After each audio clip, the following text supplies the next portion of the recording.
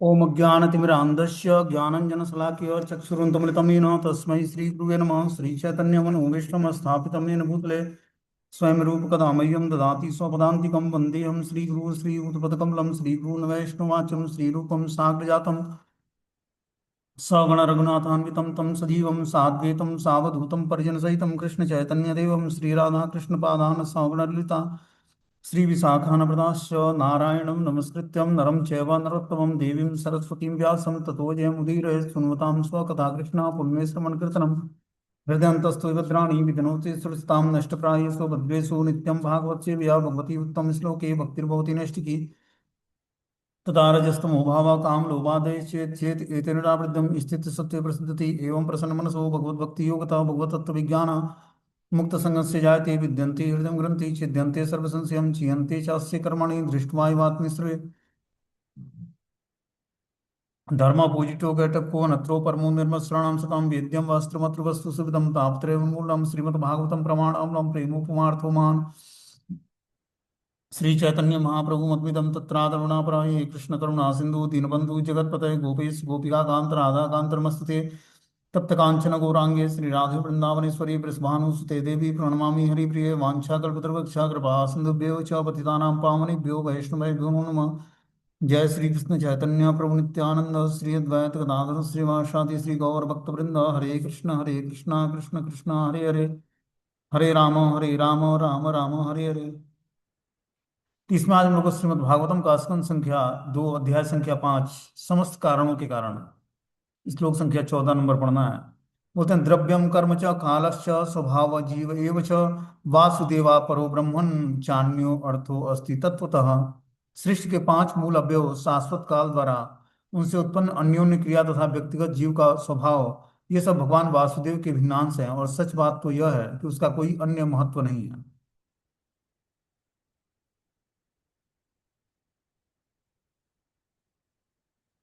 तो बता रहा है कि सृष्टि के 5 मूल अवयव शाश्वत काल द्वारा उनसे उत्पन्न अन्योन्य क्रिया और व्यक्तिगत जीव का स्वभाव ये सब भगवान वासुदेव के भिन्नांश है और सच बात तो यह है कि इसका कोई अन्य महत्व नहीं है। तात्पर्य में बता रहे हैं कि यह घटनाओं से भरा जगत निर्विशेषता वासुदेव की अभिव्यक्ति है क्योंकि इसमें सृजनकारी अवयव उनकी अन्योन्य क्रिया तथा फल का भोक्ता जीव ये सभी भगवान कृष्ण की बहिरंग और अंतरंग शक्तियों द्वारा उत्पन्न होते हैं। इस भौतिक संसार में जो भी चीजें प्रकट होती हैं बता रहे हैं कि जो भी सृजनकारी अवयव और अन्योन्य क्रिया तथा फल का भोक्ता जीव ये सभी भगवान की बहिरंग और अंतरंग शक्तियों द्वारा उत्पन्न होते हैं। मतलब सृजनकारी अवयव जो सृजन कार्य होता है, सृजन मतलब उत्पत्ति का कार्य होता है, और अन्योन्य क्रिया जो इसमें क्रियाएं होती हैं, और फल का भोक्ता जीव जो हम लोग फल के भोक्ता जीव हैं जो कर्म करते हैं और फल का भोग करते हैं ये सब भगवान की बहिरंग और अंतरंग शक्तियों द्वारा उत्पन्न होती हैं। इसकी पुष्टि भगवत गीता में हुई है। सारे अव्यय यथा पृथ्वी जल अग्नि वायु तथा आकाश और इन्हीं के साथ साथ भौतिक पहचान की अवधारणाएं बुद्धि तथा मन भगवान की बहिरंग शक्ति से उत्पन्न होती है। शाश्वत काल द्वारा निर्धारित इस स्थूल तथा सूक्ष्म अवयवों का भोग करने वाला जीव अंतरंग शक्ति की उपज है जिसे इस जगत में या तो वैकुंठ लोक में रहने की छूट है। भौतिक जगत में जीव ठगनी अविद्या से चला जाता है किंतु वैकुंठ लोक में वह किसी भ्रम के बिना आध्यात्मिक अस्तित्व की अपनी सामान्य अवस्था में रहता है। जीव को भगवान की तटस्थ शक्ति कहा जाता है लेकिन सभी परिस्थिति में न तो भौतिक अवयव और न ही आध्यात्मिक भिन्नांश ही भगवान वासुदेव से स्वतंत्र हैं क्योंकि सारी वस्तुएं चाहे वह भगवान की बहिरंग अंतरंग अथवा तटस्थ शक्तियों के प्रतिफल हों उसी तरह भगवान के तेज के प्रदर्शन है जिस प्रकार उष्मा तथा धुआं एक ही अग्नि से के प्रदर्शन है। तो बता रहे कि बैकुंठ लोक में वह किसी भ्रम के बिना आध्यात्मिक अस्तित्व की अपनी सामान्य अवस्था में रहता है। कब भौतिक जगत में जीव ठगनी अविद्या से चला जाता है किंतु वैकुंठ लोक में वह भ्रम के बिना आध्यात्मिक अस्तित्व की अपनी सामान्य अवस्था में रहता है। कि जब तक वो भौतिक संसार में रहता है तब तक वो क्या होता है अविद्या के कारण वो चला जाता है। मतलब माया देवी के संसर्ग में रहने से उसके अंदर अविद्या उत्पन्न होती है। अविद्या मतलब इग्नोरेंस अज्ञानता। लेकिन वही जीवात्मा जब वैकुंठ लोक में प्रवेश करता है तो आध्यात्मिक अस्तित्व में अपनी ही सामान्य अवस्था में रहता है। जीव को भगवान की तरस शक्ति कहा जाता है लेकिन सभी परिस्थिति में न तो भौतिक अव्यय और न ही आध्यात्मिक भिन्नांश ही वासुदेव भगवान से स्वतंत्र हैं। मतलब किसी भी परिस्थिति में भौतिक अव्यय और आध्यात्मिक भिन्नांश भगवान वासुदेव से स्वतंत्र नहीं है क्योंकि सारी वस्तुएं चाहे वह भगवान की बहिरंग हो अंतरंग अथवा तटस्थ शक्तियां हों उसी प्रकार भगवान के तेज के प्रदर्शन है, जिस प्रकार उष्मा, धुआं एवं अग्नि के प्रदर्शन है। आगे बता रहे हैं कि नारायणम परा वेदा देवा नारायणम अजा नारायणम परालोक नारायणम परामख। सारे वैदिक ग्रंथ परमेश्वर के द्वारा बनाए गए हैं और उन्हीं के निमित्त हैं। देवता भी भगवान के शरीर के अंगों के रूप में उन्हीं की सेवा में के लिए हैं। विभिन्न लोक भी भगवान के निमित्त हैं और विभिन्न यज्ञ उन्हीं को प्रसन्न करने के लिए संपन्न किए जाते हैं। देखो क्या बता रहे हैं भगवान, कि सारे वैदिक ग्रंथ परमेश्वर के द्वारा ही बनाए गए हैं। जितने भी वैदिक ग्रंथ लिखे गए हैं वो वेद व्यास स्वयं भगवान के अवतार हैं, उनके द्वारा बनाए गए हैं और उन्हीं के निमित्त हैं। भगवान के ही निमित्त सारे वेद और सारे ग्रंथ लिखे गए हैं। देवता भी भगवान के शरीर के अंगों के रूप में उन्हीं की सेवा के लिए हैं। जो देवता हैं भगवान के अंग स्वरूप हैं और वो भगवान की सेवा में लगे होते हैं।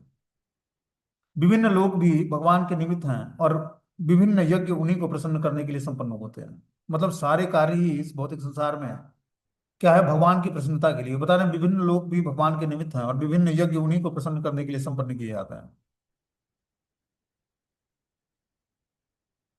तात्पर्य में बताते हैं कि वेदांत सूत्र के अनुसार परमेश्वर समस्त प्रामाणिक शास्त्रों के रचयिता हैं और सारे प्रामाणिक शास्त्र इन्हीं परमेश्वर को जानने के लिए है। वेद का अर्थ है भगवत विषय ज्ञान, और वेदों की रचना बद्ध जीव की विस्मृति चेतना को जागृत करने के लिए हुई है। और ऐसा साहित्य जो इस चेतना को जागृत करने वाला नहीं होता और नारायण पर भक्तों द्वारा तत्काल ही त्याग दिया जाता है। कि जो भी वैदिक ग्रंथ है उसका उद्देश्य क्या है, अपने बद्ध जीव की विस्मृति चेतना को जागृत करने। कि जो बद्ध जीव है उसकी विस्मृत चेतना जागृत कैसे होगी, उसी के लिए सारे वैदिक ग्रंथ लिखे गए हैं। और ऐसा साहित्य जो ईश्वर चेतना को जागृत करने वाला नहीं होता है वो नारायण भक्तों के द्वारा त्याज्य होता है, मतलब त्याज्य होता है, परित्याग किया हुआ होता है। पता नहीं जिन ग्रंथों का लक्षण नारायण नहीं होते हैं ऐसे भ्रामक ग्रंथ ज्ञान नहीं है, अभी तो उस कौ के क्रीड़ा स्थल है जो विश्व भर का जूठन खाने में रुचि रखते हैं। ज्ञान का कोई भी ग्रंथ नारायण की ओर ले जाने वाला होना चाहिए, अन्यथा उसका त्याग कर देना चाहिए। ज्ञान की प्रगति का यही साधन है कि जो ग्रंथ हमें भगवान नारायण से जोड़ता है वही ज्ञान और वही ग्रंथ जो है वास्तविक ग्रंथ और वास्तविक ज्ञान है। बाकी सबको यहाँ पर बताया जा रहा है श्रीमद् भागवतम में कि कौवे के कृणास्थली के रूप में है जो विश्व भर के जूठन खाने में रुचि रखता है। जो विष्णु भक्त है, कृष्ण का भक्त है, वो अन्य किसी ग्रंथ को नहीं पढ़ता जो ग्रंथ ईश्वर चेतना को जागृत करने में के योग्य नहीं है। ग्रंथ तो बहुत सारे हैं, लेकिन हमें वही ग्रंथ पढ़ना है जो हमारे अंदर नारायण कृष्ण चेतना जागृत करे या नारायण की चेतना जागृत करे। तब जाकर उस ग्रंथ का वास्तविक उद्देश्य पता लगेगा। बोलते हैं, नारायणम परो योगो नारायणम परम तपः नारायणम परम ज्ञानम नारायणम परम गति। सभी प्रकार के ध्यान तथा योग नारायण की अनुभूति प्राप्त करने के लिए है। सारी तपस्या का लक्ष्य नारायण को प्राप्त करने के निमित्त है। दिव्य ज्ञान का संवर्धन नारायण की झलक प्राप्त करने के लिए है और चरम मोक्ष तो नारायण के धाम में प्रवेश करने के लिए ही है। तो बता रहे हैं सभी प्रकार के ध्यान तथा योग नारायण की अनुभूति प्राप्त करने के लिए है। जितने भी हम योग या ध्यान करते हैं वो किस कारण से है, नारायण की अनुभूति करने के लिए, कि भगवान नारायण को हम जान जाएं। सारी तपस्याओं का लक्ष्य नारायण को प्राप्त करने के निमित्त है। जितनी भी तपस्याएं करना है उसका लक्ष्य क्या है, नारायण को प्राप्त करना। तपस्याएं भी कई तरह की होती हैं, सात्विक, राजसी और तामसिक तपस्या। ठीक है ना। सात्विक तपस्या वो होती है जिस तपस्या से व्यक्ति के अंदर भगवान श्री हरि के प्रति प्रेम जागृत। जैसे एकादशी व्रत रखना है तो लोग निर्जला रखते हैं या जल पीकर रहते हैं, तो क्या है, तपस्या है। चार नियमों का पालन करना, मांसाहार न करना, चाय कॉफी कोल्ड ड्रिंक न पीना, ठीक है ना, जुआ सट्टा लॉटरी न खेलना, अवैध संबंध न रखना किसी स्त्री या पुरुष से। तो ये क्या है, ये तपस्या है कलयुग की। तो जब व्यक्ति दिव्य तपस्या करता है तो वो दिव्य स्तर पर भगवान नारायण की अनुभूति करने की योग्यता हासिल करता है। बोलते हैं दिव्य ज्ञान का संवर्धन नारायण की झलक प्राप्त करने के लिए होता है। जो दिव्य ज्ञान है उसका संवर्धन, उसको बढ़ाने का उद्देश्य क्या है, कि नारायण की झलक प्राप्त हो जाए, नारायण का दर्शन हो जाए। और चरम मोक्ष तो नारायण के धाम में प्रवेश करने के लिए है। जीवन का चरम लक्ष्य क्या है, भगवान श्री नारायण का धाम प्राप्त हो जाए। बोलते हैं कि उनके ही द्वारा प्रेरित होकर मैं भगवान नारायण द्वारा सर्वव्यापी परमात्मा के रूप में उनकी ही दृष्टि के सामने पहले तो सृजित हो चुका हूँ, उसी की फिर खोज करता हूँ और मैं भी केवल उन्हीं के द्वारा सृजित हूँ। तो ब्रह्मा जी बता रहे हैं कि उन्हीं के द्वारा प्रेरित होकर मैं भगवान नारायण द्वारा सर्वव्यापी परमात्मा के रूप में उनकी ही दृष्टि के सामने पहले जो सृजित सृजित हो चुका है उसी की खोज में हूँ। कि जो सबके हृदय में परमात्मा रूप में भगवान निवास करते हैं उसी की खोज ब्रह्मा जी भी कर रहे हैं। और मैं भी केवल उन्हीं के द्वारा सृजित हूँ। भगवान नारायण के द्वारा भी मेरा भी सृजन हुआ है। बोलते हैं ब्रह्मांड में सृष्टा ब्रह्मा जी स्वीकार करते हैं कि वे असली सृष्टा नहीं है, अपितु भगवान नारायण द्वारा प्रेरणा प्राप्त हैं। अतः उन्हीं की अध्यक्षता में वे समस्त जीवों के परमात्मा स्वरूप उन्हीं के द्वारा पहले से निमित्त वस्तुओं का सृजन करते हैं। परमात्मा तथा आत्मा इन दोनों का ब्रह्मांड के बड़े बड़े महापुरुष तक ने जीव में निहित मानता है। परमात्मा तो भगवान है, जबकि आत्मा भगवान का नित्य सेवक है। तो यहाँ पर ब्रह्मा जी ज्ञान किस लिए प्रदान कर रहे हैं? वो भगवान की सर्वश्रेष्ठता बताने का प्रयास कर रहे हैं, कि कोई मुझे ना समझ ले कि मैं ही सृष्टि का क्रिएटर हूं। मुझे पावर कहीं और से मिल रहा है, मैं बस एक इंस्ट्रूमेंट की तरह कार्य कर रहा हूं। बताने कि ब्रह्मा ने कहा कि सृष्टा ब्रह्मा जी भी स्वीकार करते हैं कि वे असली सृष्टा नहीं है, मतलब असली क्रिएटर नहीं है सृष्टि के। अभी तो भगवान नारायण द्वारा प्रेरणा प्राप्त होते हैं, प्रेरणा प्राप्त करते हैं और फिर जाकर सृष्टि का क्रिएशन करते हैं। अतः उन्हीं की अध्यक्षता में समस्त जीवों के परमात्मा स्वरूप उन्हीं के द्वारा पहले से निमित्त वस्तुओं का सृजन होता है। भगवान पहले से सब कुछ प्रकट कर रहे होते हैं, बस क्या करते हैं, ब्रह्मा जी एक माध्यम होते हैं उसका। देखो भगवान की शक्तियां जो हैं, बहिरंग और अंतरंग शक्ति ही पूरी सृष्टि का निर्माण करती है, सृष्टि को परवरिश देती है और सृष्टि का विनाश भी कर देती है। और तटस्थ शक्ति में हम जीवात्मा आते हैं। लेकिन भगवान हर चीजों में प्रेजेंट, प्रेजेंस भी है उनका और नहीं भी, शरद देखा जाए तो। क्योंकि अपनी शक्तियों के द्वारा, अपने संकल्पों के द्वारा भगवान हर कार्य करते हैं। शक्ति और संकल्प से भगवान सृष्टि का क्रिएशन, निर्माण, पालन और संहार कर देते हैं। यह भगवान की अद्भुत शक्ति है। यही इस अध्याय में ये बताना चाहता है कि समस्त कारणों के कारण आखिर भगवान कैसे हैं। कैसे हम जानेंगे कि समस्त कारणों के कारण, मतलब जो भी कारण है, जो भी क्रिया हो रही है, उसके पीछे एक सुप्रीम पर्सनालिटी कार्य करती है, जो भगवान की शक्ति है, जो भगवान से अभिन्न है। बोलते हैं सत्वर रजस्तम इति निर्गुणस्य गुणाश्रय स्थिति सर्ग निरोधेषु गृहीत्या माया विभु। परमेश्वर अपने शुद्ध आध्यात्मिक रूप से सारे भौतिक गुणों के से परे होते हैं, फिर भी भौतिक जगत के सृजन, उसके पालन और संहार के लिए वे अपनी बहिरंगा शक्ति के माध्यम से प्रकृति के गुणों को, सतो रजो और तमो गुणों को स्वीकार करते हैं। क्या बता रहे हैं? कि परमेश्वर अपने शुद्ध आध्यात्मिक रूप से सारे भौतिक गुणों से परे होते हैं। परमेश्वर क्या होता है? अपने शुद्ध आध्यात्मिक रूप में सारे गुणों से परे होते हैं। परमेश्वर तीन गुणों के प्रभाव में नहीं आते हैं। हम लोग के अंदर तीन गुणों का प्रभाव होता है, कभी राजसी गुण धारण करते हैं, कभी तामसिक, कभी सात्विक। जैसा वातावरण, जैसा सिचुएशन, उस हिसाब से गुणों का प्रभाव होता है। देखो जीवन में सिचुएशंस एक जैसे नहीं होता है, ठीक है ना? एक जैसे लोग हमेशा नहीं मिलेंगे। लेकिन अपने को एक एक गुणों में स्थिर रखना पड़ेगा, दिव्य गुणों में, और पूर्ण रूपेण भगवान पर आश्रित रहना पड़ेगा अपने प्रोटेक्शन के लिए, अपनी सुरक्षा के लिए, कि भगवान हर परिस्थिति में हमें सुरक्षा प्रदान करेंगे। इस बात पर जल्दी किसी को विश्वास नहीं होता, उसको अपने बल पर, पुरुषार्थ पर या दूसरे के बदौलत वो अपने को सुरक्षित महसूस करता है और हर समय धोखा खाता है। जब वो भगवान पर आश्रित रहेगा तो भगवान उसको 100% प्रोटेक्ट किए रहते हैं। वो पालन भी करते हैं जीव का, संहार भी करते हैं, निर्माण भी करते हैं। और सुरक्षा रक्षित इत विश्वास हो, इस बात पर कैसे विश्वास होगा कि कृष्ण हर परिस्थिति में हमारी रक्षा करेंगे, चाहे वो परिस्थिति विपरीत हो या अनुकूल हो। हर समय हमारे विश्वास को चेक किया जाएगा भगवान के द्वारा। आप किसी गुरु पर विश्वास करते हो या किसी भगवान पर विश्वास करते हो, या शास्त्र पर विश्वास करते हो, या धाम पर विश्वास करते हो कि भगवान यहाँ पर प्रेजेंट हैं और हर कण में निवास करते हैं, यहाँ के लोग दिव्य हैं जो भगवान के जन हैं, तो आप बाहर से आते हो तो आपके विश्वास को चेक किया जाएगा और यहीं का व्यक्ति चेक करेगा। वो आपके साथ उल्टा व्यवहार करेगा, उल्टी सीधे बातें करेगा किसी के बारे में, और आपका विश्वास वो व्यक्ति चेक करेगा। उसको लगेगा ये तो छोटा व्यक्ति हमसे, उम्र में छोटा है, कद में छोटा है, बुद्धि में छोटा है, लेकिन वो छोटा नहीं है, वो धामवासी है भगवान का। वो निगेटिव व्यवहार करके, आपके साथ निगेटिव बातें करके आपके विश्वास को चेक किया जाए, और आपको लगेगा कि ये तो व्यक्ति जो है हमारे विश्वास को कैसे, ये मतलब दूसरे के बारे में वो निगेटिव बातें करेगा, जिस पर आप ज्यादा विश्वास करते हो, और वही व्यक्ति जो आपके साथ होगा, और कोई एग्जामिनर दूसरा नहीं आता है। आध्यात्मिक जीवन में जैसे ही आप नाम जप करोगे, धाम का आश्रय लोगे, भगवान के नाम का, रूप का, गुण का, लीलाओं का, वैसे ही आपके विश्वास को चेक करेगा व्यक्ति। भगवान की शक्तियां चेक करेंगे, और हमें लगेगा कि ये तो व्यक्ति ने मतलब कुछ अपोजिट व्यवहार करेगा वो, अपोजिट बातें करेगा, आपके विपरीत बातें करेगा, जैसा आप चाहते हो उसके विपरीत बातें वो बोलेगा। और आपको लगेगा कि ये तो हमारे विश्वास को डिगाने पे लगा है। लेकिन वो डिगाने पे नहीं लगा, वो भगवान का रिप्रेजेंटेटिव है, धामवासी है, धाम में निवास करता है। उसको वो पता लगे कि वो चोर है, चोर नहीं है वो धामवासी है। और भगवान के द्वारा आपके जीवन में हायर किया गया है कि आप उस क्रिटिकल सिचुएशंस में एक्शन कैसा करते हैं।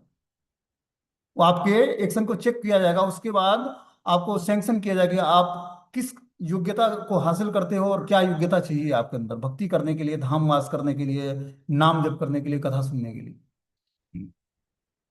कि आज तक जो भी आपने देवी देवताओं की उपासना किया, अलग अलग देवी देवताओं की पूजा की, उससे आपका कितना विश्वास भगवान तक पहुंचने में बढ़ा, उस विश्वास को चेक करेगा धाम, धाम के वासी। और हमें अगर लगेगा कि हमसे छोटा व्यक्ति है, हमारी विपरीत बातें कर रहा है, जो हमें पसंद नहीं है वही ये बात बोल रहा है, क्या है, हमारे विश्वास को देखेगा, वो नहीं परखेगा, भगवान उसके द्वारा परखवाते हैं। और उस सिचुएशंस में उस व्यक्ति से आपको विपरीत एक्शन नहीं करना है। आपकी एक्टिविटी उसके लिए बहुत ही पॉजिटिव होनी चाहिए।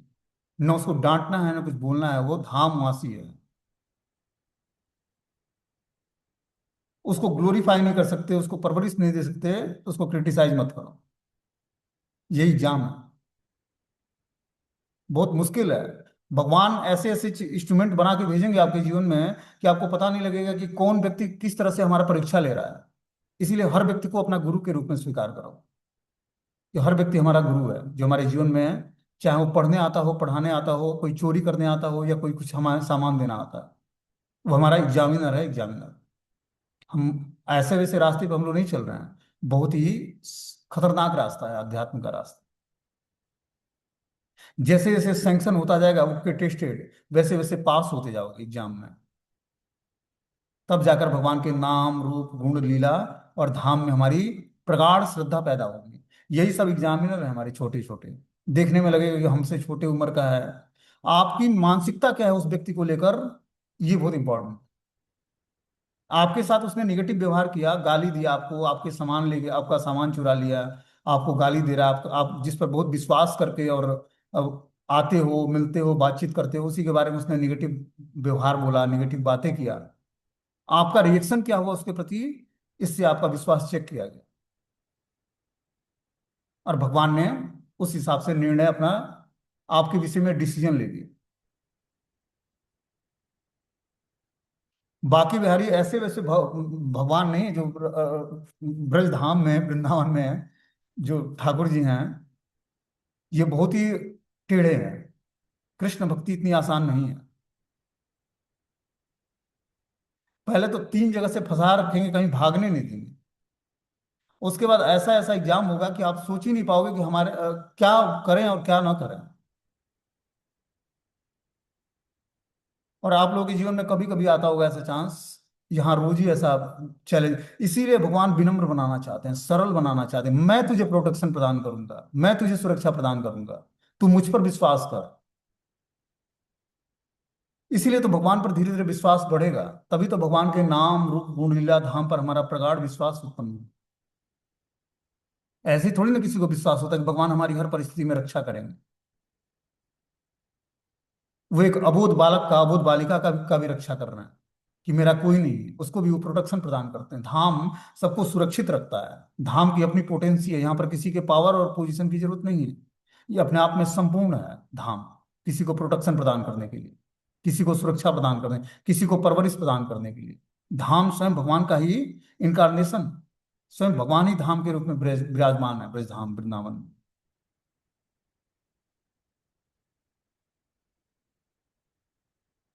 तो यहाँ पर किसी को प्रोटेक्शन की जरूरत नहीं। देखने में छोटा या बड़ा लगेगा कि बहुत ही होशियार है, छोटा है, चोर है, अमीर, शरीफ है, अमीर है, गरीब है, कुछ नहीं, सब ठाकुर जी की लीला है।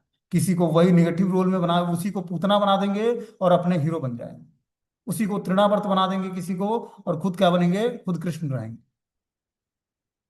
किसी को कंस का रोल दे देंगे, तो किसी को पूतना का रोल दे देंगे। हैं उन्हीं के सब जन, उन्हीं के मामा ताऊ चाचा और भतीजा और भाई। धामवासी कोई भगवान से अलग नहीं है। चाहे वो निगेटिव रोल में हो, कोई मुसलमान बन जाता है, कोई हिंदू बन जाता है, हमें लगता है अरे मुसलमान कहाँ से धाम में प्रवेश कर। सब ये भगवान की सेवा में लगे हैं। कोई निगेटिव रोल में, तो कोई धाम वासियों पर कुछ थोड़ा भी ब्लेम नहीं करना है। इनको थोड़ा भी चोट नहीं, आहत नहीं पहुंचाना अपनी बातों से। चाहे वो व्यक्ति चोर लगे, चाहे ईमानदार लगे, चाहे शरीफ है या गलत व्यवहार प्रस्तुत कर रहा है या हमारे विश्वास को डिगाने पे लगा है, आप उसके साथ बहुत ही प्रेम से डीलिंग करो। तब जाकर आपकी भक्ति बढ़ेगी। हर व्यक्ति से यहाँ पर आशीर्वाद लेना है। चाहे वो हमारे जीवन में कुछ भी रोल प्ले करे, लेकिन हमें उससे आशीर्वाद की कामना करनी है। आपके विश्वास को चेक किया है कि धन आपके लिए इंपॉर्टेंट है कि ब्रजवासी आपके लिए इंपॉर्टेंट है। ब्रज का एक चोर आपके लिए इंपॉर्टेंट है कि आपका जो दिया हुआ भगवान के द्वारा धन है वो ज्यादा इंपॉर्टेंट है, आपका मोबाइल फोन इंपॉर्टेंट है कि ब्रजवासी एक बहुत इंपॉर्टेंट है।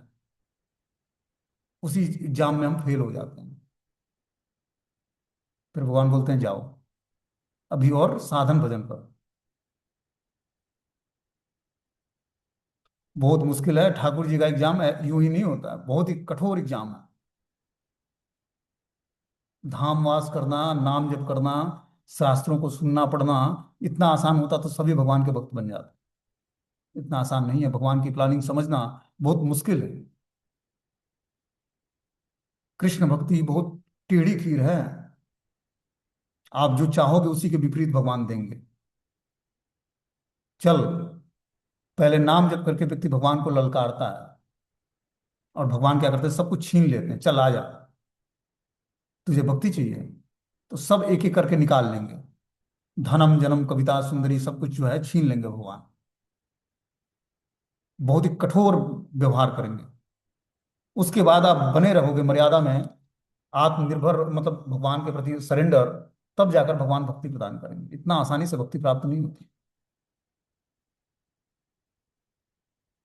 बता रहे हैं कि परमेश्वर अपने शुद्ध आध्यात्मिक रूप से सारे भौतिक गुणों से परे होते हैं। फिर भी भौतिक जगत के सृजन, उनके पालन और संहार के लिए वे अपनी बहिरंगा शक्ति के माध्यम से प्रकृति के गुणों को, सतो रजो और तमो गुणों को स्वीकार करते हैं। तो परमेश्वर अपने शुद्ध आध्यात्मिक रूप से सारे भौतिक गुणों से परे होते हैं। भगवान पर तीन गुणों का प्रभाव नहीं होता है, वो तीन गुणों से परे होते हैं। फिर भी भौतिक जगत के सृजन, उनके पालन और संहार के लिए वे अपनी बहिरंगा शक्ति के माध्यम से प्रकृति के गुणों को स्वीकार करते हैं। तो सृष्टि का पालन और संहार करने के लिए वो अपने क्या करते हैं, बहिरंगा शक्ति के माध्यम से प्रकृति के तीन गुणों को स्वीकार करते हैं। क्योंकि प्रकृति के तीन गुण बहिरंगा शक्ति के कंट्रोल में होती है, माता दुर्गा के कंट्रोल में होती है। और जो तीनों गुणों से ऊपर जो शुद्ध सात्विक गुण है, वो श्रीमती राधा रानी के कंट्रोल में होती है। इसीलिए जब व्यक्ति माता दुर्गा की शरण छोड़कर और राधा रानी की शरण ग्रहण करता है, तो पूर्ण रूपेण वो सात्विक गुणों को धारण कर पाता है, और पूर्ण रूपेण भगवान के को समर्पित कर पाता है, अपना जीवन, अपना समय, अपना सब कुछ। और फिर उसका इग्नोरेंस दूर हो जाता है, अज्ञानता दूर हो जाती है। जब तक व्यक्ति तीनों गुणों के प्रभाव में रहेगा, तब तक वो दैवी प्रकृति आश्रितम नहीं होगा, तब तक वो भौतिक प्रकृति आश्रितम होगा। और इस हिसाब से वो भौतिक संसार में भ्रमित रहेगा।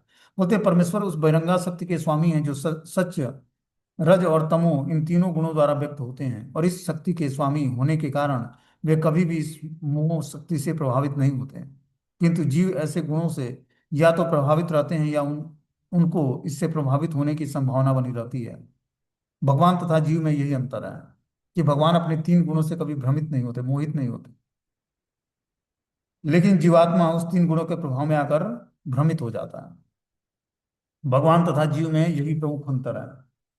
बोलते हैं कार्य कारण कर्तृत्व द्रव्य ज्ञान क्रियाश्रय बधनंती नित्यदा मुक्तम माइनम पुरुषम गुणा। भौतिक प्रकृति के ये तीनों गुण आगे चलकर पदार्थ ज्ञान तथा क्रियाओं के रूप में प्रकट होकर सनातन रूप से दिव्य जीव को कार्य कारण के प्रतिबंधों के अंतर्गत डाल देते हैं, और ऐसे कार्यों के लिए उसे उत्तरदायी बना देते हैं। क्या बता रहे हैं, भौतिक प्रकृति के ये तीनों गुण आगे चलकर पदार्थ ज्ञान तथा क्रियाओं के रूप में प्रकट होकर सनातन रूप से दिव्य जीव को कार्य कारण के प्रतिबंधों के अंतर्गत डाल देते हैं। जो तीनों गुण हैं, ये व्यक्ति के वो आगे चलकर ज्ञान तथा क्रियाओं के रूप में प्रकट होते हैं। ज्ञान के रूप में तामसिक ज्ञान भी होता है, राजसी ज्ञान भी होता है, और सात्विक ज्ञान भी होता है। आगे चलकर ये क्या करते हैं, सनातन रूप से दिव्य जीव को कार्य कारण के प्रतिबंधों के अंतर्गत डाल देते हैं और ऐसे कार्यों के लिए उसे उत्तरदायी बना देते हैं। इसीलिए जब तक व्यक्ति तीन गुणों के प्रभाव में रहेगा तब तक वो हमेशा भ्रमित रहेगा। उसको समझ नहीं आएगा क्या करने योग्य है और क्या करने योग्य नहीं, और वो राइट डिसीजन नहीं ले पाता। जितना ही हम सात्विक गुणों को धारण करेंगे उतना ही जीवन में राइट डिसीजन लेना आ जाएगा। और सही रिजल्ट, सही डिसीजन लेना जब आ गया हमें, तो ऑटोमेटिक हम आध्यात्मिक जीवन हो या भौतिक जीवन में, हर जीवन में हम प्रोग्रेस करेंगे। क्योंकि तीन गुण क्या करते हैं, हमारे जो है वास्तविक पाथ से हमें डिविएट कर देते हैं। इसीलिए इन गुणों से के प्रभावों से छूटना है। जैसे ही इन गुणों के प्रभाव से छूटोगे उतना ही शुद्ध सात्विक हमारी चेतना डेवलप होगी, और हम प्रॉपर निर्णय ले पाएंगे कि किस परिस्थिति में हमें क्या कार्य करने हैं, जिससे हम आध्यात्मिकता में प्रोग्रेस कर सकें। जैसे जैसे आप आध्यात्मिक प्रोग्रेस करोगे, हर क्षण भगवान के द्वारा एग्जाम। बस आपको क्या करना है, हर सिचुएशंस में राइट डिसीजन लेना है। और ये निर्णय लेने की शक्ति कहाँ से आएगी, भगवत भजन से आएगी। इसीलिए 24 घंटे निरंतर भगवान का भजन करना पड़ेगा। ये डिपेंड नहीं करता कि आप पढ़े लिखे हो कि अनपढ़ हो।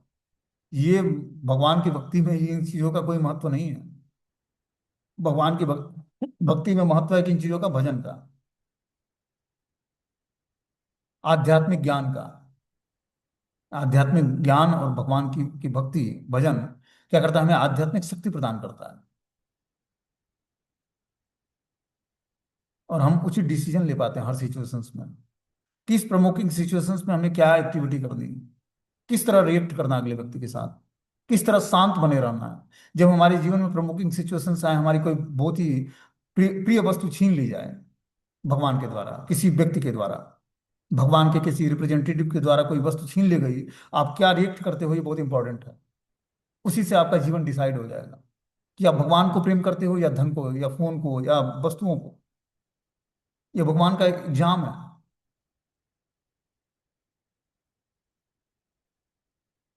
इस दिव्य धाम में किसी को 3 दिन रहने का मौका मिल गया, बहुत ही सौभाग्यशाली है। कितने दिन, 3 दिन, 3 रात रुक गया तो सौभाग्यशाली है बहुत बड़ा। वो टिक गया अगर जो 3 दिन वो यहाँ पर और 3 रात ब्रजधाम वृंदावन के अंदर, तो उसका सबसे बड़ा सौभाग्य है। बहुत कुछ हासिल कर लिया। जब तक कोई आकर ब्रजवासी की शरण ग्रहण नहीं करेगा तब तक इस ब्रजधाम में रहना उसको मुश्किल है। 4 दिन, 5 दिन, 10 दिन रह जाना अपने आप में बहुत बहुत कुछ आपने गेन कर लिया, धाम का पोटेंशियल।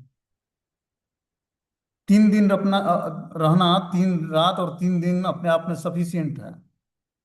टिकने नहीं देता धाम अरे गहरे लोगों। यहाँ पर भगवान की सब शक्तियां मूर्तिमान स्वरूप में विराजमान। इसीलिए जब कोई ब्रजवासी, ब्रजवासी मतलब जो दिव्य आचार्य, दिव्य स्तर पर जो भक्त लोग हैं, उनकी जब व्यक्ति शरण ग्रहण करता है तब वो आराम से रह पाता है यहाँ पर, शांति से भजन हो पाता। नहीं तो नहीं होगा। उसमें भी उथल पुथल आता है, चैलेंजेस आते हैं, लेकिन भगवान शक्ति भी प्रदान करते हैं। वो चाहेंगे तभी कोई नित्यवासी बन पाएगा। ब्रजधाम के में वास करना, जब तक ठाकुर जी की मर्जी नहीं होगी, राधा रानी की मर्जी नहीं होगी, कोई भी अत्र लगा लो, धन दौलत घर गृहस्थी लेकर कोई भी आ जाए, गाड़ी बंगला मोबाइल फोन सेट सब कुछ, कुछ नहीं चलेगा यहाँ पर।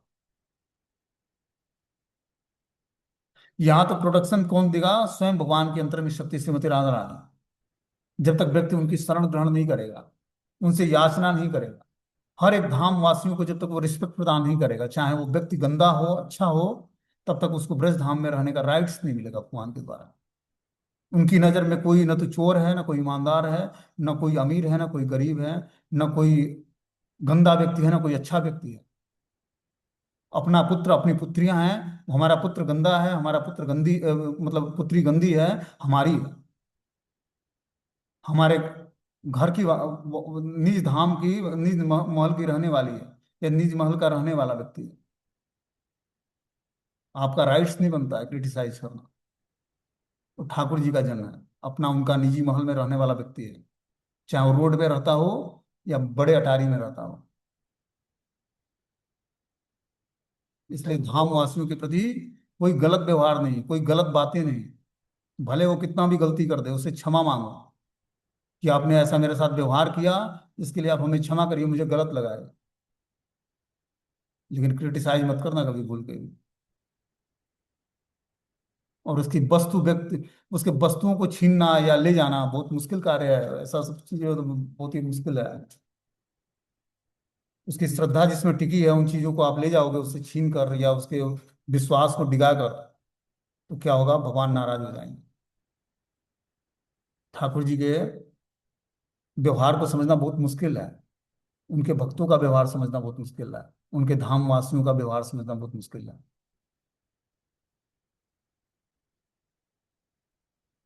बिना गाली के बात ही नहीं करते बिल्कुल। आपको लगेगा मैं बहुत पढ़ा लिखा हूँ, एजुकेटेड हूँ, और बहुत अच्छा पढ़ा लेता हूँ, बहुत अच्छा शास्त्र बाज लेता हूँ, और ये व्यक्ति गाली देता है ना, वो आपको गाली नहीं दे रहा, आपको वो कृपा प्रदान कर रहा है। ब्रज धाम की यही कृपा है। सब कुछ बर्दाश्त करके रहना, जैसे मान लो कि दूसरे के महल में जाकर, दूसरे के घर में जाकर दास या दासी बनना है, तब उससे अकड़ोगे क्या आप? अकड़ना नहीं होता है। तो वही है, यहाँ पर धामवासी जितने भी हैं सब राधा रानी के महल के दास दासियां हैं। कोई चोर के रोल में है, तो कोई साधु के रोल में है जी, कोई विषय भोगी के रूप में है, तो कोई बहुत ही अच्छा चरित्र का व्यक्ति है। आप आए हो उनके महल में रहने के लिए, तो आप महल में जब रहने आए, तो आपको कमी देखनी है क्या, इस महल में ये इस व्यक्ति में ये कमी है, इस व्यक्ति में ये कमी है, इस व्यक्ति में ये कमी है, और इस व्यक्ति में ये कमी है। कमी तो सब में है। कोई किसी कारण से परेशान है, कोई किसी कारण से परेशान है, लेकिन कमी नहीं देखनी है, क्योंकि आप दूसरे के महल में रहने आए हैं। राधा रानी का महल है ये, ब्रजधाम वृंदावन। और यहाँ पर रहने के लिए बहुत ही पेशेंस चाहिए व्यक्ति को, विनम्रता चाहिए, सबके चरणों में प्रार्थना करनी पड़ेगी। चाहे वो हमारे साथ निगेटिव व्यवहार करे या अच्छा व्यवहार करे, हमारे विश्वास को चेक करे, या हमारा जिस व्यक्ति पर विश्वास है उस विश्वास को तोड़ने का प्रयास करे। हर व्यक्ति एग्जामिनर है यहाँ पर।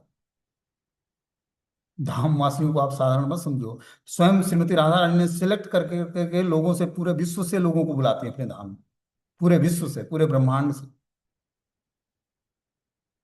और अपना बनाती है, भगवान की सेवा प्रदान करती है।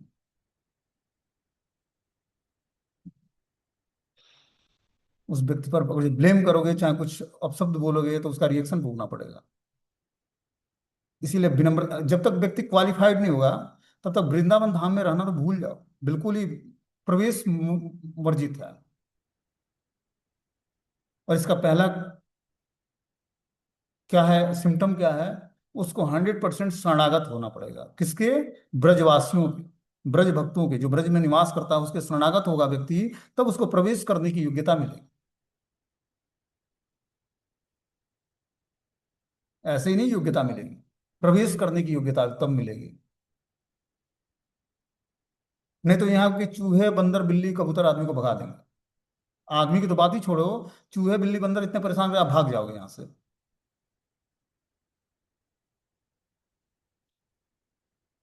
पर्स छीन लेंगे सब, मोबाइल, पैसा और कपड़े सारे छीन लेंगे, और अंग्रेजी बोलते ही रह जाओगे, कोई पूछने वाला नहीं होगा यहाँ।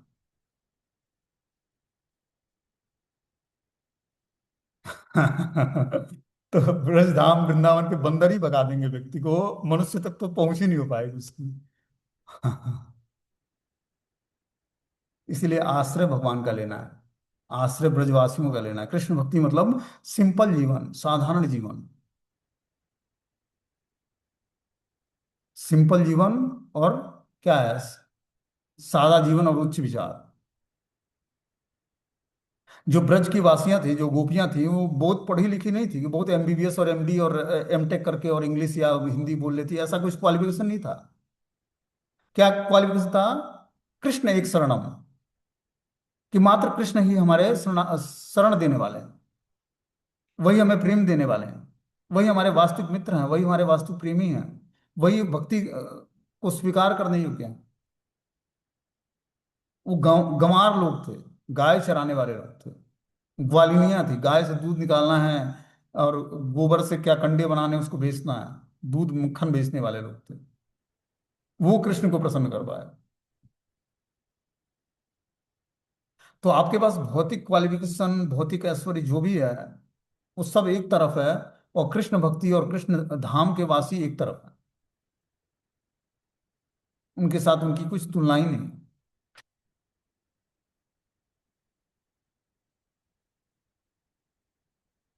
और लगेगा कि हमारा जो भौतिक ऐश्वर्य, भौतिक पहचान है, वो हमें प्रोटेक्शन प्रदान कर रहा है। ना ना ना ना, ये कभी गलत फहमी में भी, धाम में रहने की ये योग्यता नहीं है, अभी क्वालिफिकेशन नहीं है आपके पास।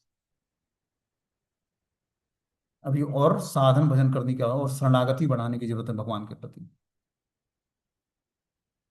धाम वासियों के प्रति प्रेम जागृत करना है अभी।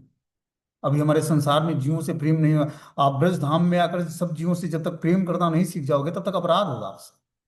चाहे वो चोर हो, या शरीफ हो, ईमानदार हो, साधु दिखने में हो लगे, या नॉन साधु, क्योंकि यहाँ पर 99% साधुओं के अंदर आप गलत व्यवहार देखोगे। उसका चरित्र भी ठीक नहीं लगेगा आपको। वो बीड़ी सिगरेट भी पीता रहेगा, सेफ्रॉन वस्त्र भी पहनेगा। आपको लगेगा ये कौन सा साधु है भाई, केसरिया वस्त्र पहना है, बीड़ी भी फूक रहा है, स्त्रियों के साथ घूम भी रहा है, ये कौन सा साधु है? उसकी कॉन्सियसनेस को जब चेक करोगे, जब उस लेवल की स्थिति होगी, तब आप जान पाओगे कि वो व्यक्ति है कौन, भगवान ने उसको अपने निज महल में स्थान क्यों दिया है।